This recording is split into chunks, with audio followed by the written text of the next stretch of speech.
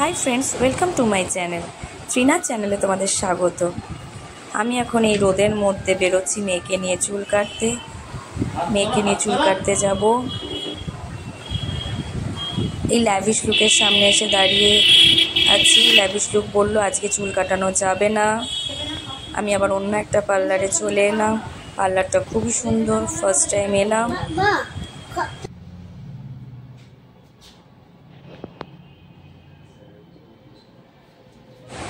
ও কিছুতেই চেয়ারে বসে চুল কাটতে চায় না, ও দাঁড়িয়ে দাঁড়িয়ে চুল কাটে।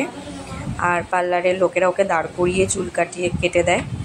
ও কেন জানি না চুল বসতে চায় না। ও তো বলবে না মা, আমার বসতে ভালো লাগে না, আমি দাঁড়িয়ে দাঁড়িয়ে চুল কাটি। আমরা ঠিক আছে, তোমার যেটাতে কমফোর্ট ফিল করো তুমি সেটাই করো। দাঁড়িয়ে চুল কাটে, একটু নেকুপানাও করে চুল কাটতে গিয়ে।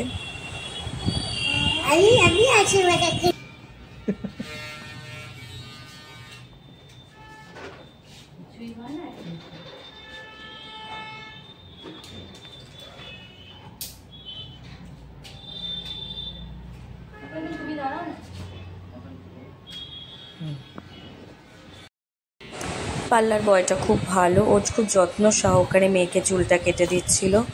ওর বাবা উঠে এসে দাঁড়ালো, ওর বাবার হাতটা ধরে ও চুলটা কাটছে। আমি সেই সুযোগে একটু পার্লারটা ঘুরে ঘুরে দেখে নিলাম পার্লারটা কেমন দেখতে। আমার খুব ভালো লাগলো। খুব সুন্দর একটা পার্লার তৈরি হয়েছে আমাদের কৃষ্ণনগরে। ইভেন আমাদের কৃষ্ণনগর সব পার্লারই খুব সুন্দর, আমার এই পার্লারটাও খুব ভালো লাগলো। সব থেকে ভালো, ওরা খুব যত্ন সহকারে মেয়ের চুলটা কেটে দিল, চুল খুলে দিচ্ছে।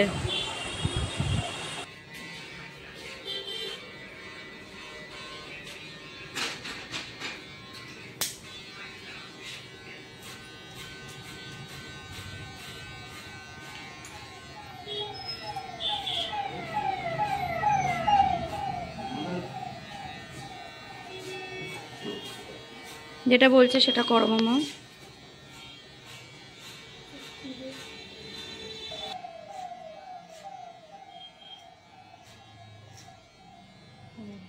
না, যা গরম পেরেছে তো আরামই হবে।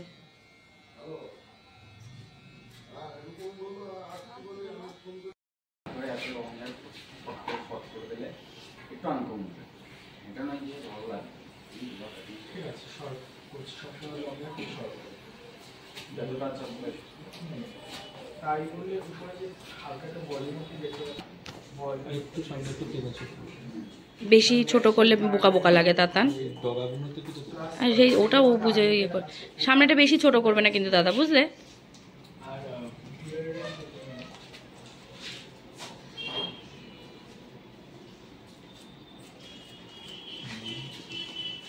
ভালো লাগছে।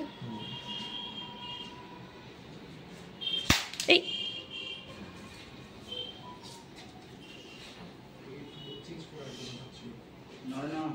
বাবান নড়তে বারণ করছে।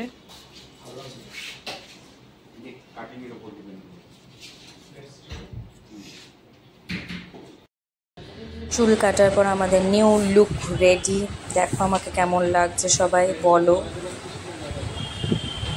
আমি বাড়ি চলে এসেছি। বাড়ি চলে এসে মিস্ত্রিদের অনেক দিন বলেছি দাদা আমি একটু দেয়াল রং করব, কারণ আমার এই রোলারটা দিয়ে রং করতে আমার খুব ইচ্ছা করছিল। তো অনেক দিন বলার পর ফাইনালি আজকে ওরা আমাকে ছেড়েছে, রং করবার জন্য ছাড়তে পেরেছে। আমি ওদের কানের মাথা খেয়ে নিয়েছি আমাকে একটু রং করতে দিতে হবে বলে। তো ফাইনালি আজকে বললো বৌদি তুমি আজকে করো রংটা। যখন আমাকে রোলারটা হাতে দিয়েছে তখন আবার ভাবছি যদি খারাপ হয়ে যায় তখন তো ঝাড় খাবো, বকা খাবো। আমি বললাম ও যদি কিছু ভুলভাল হয় কিছু অসুবিধা হবে না? তো বললো না বৌদি কিছু হবে না, আমরা ঠিকঠাক করে নেব। আমি সেই ওদের কাছ থেকে এটা ভরসাটা পাওয়ার পরই আমি তেড়া বেড়া রং করা শুরু করে দিয়েছি আমার।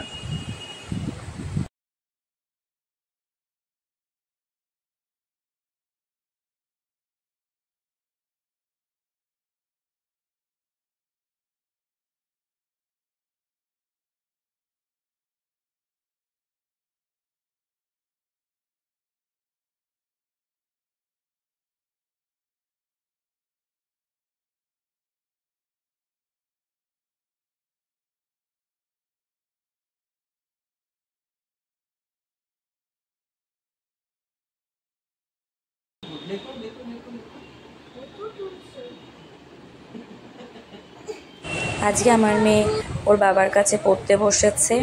আমার মেয়ের খুব দুঃখ, ওর বাবা সবাইকেই পড়ায়, ওকে পড়ায় না।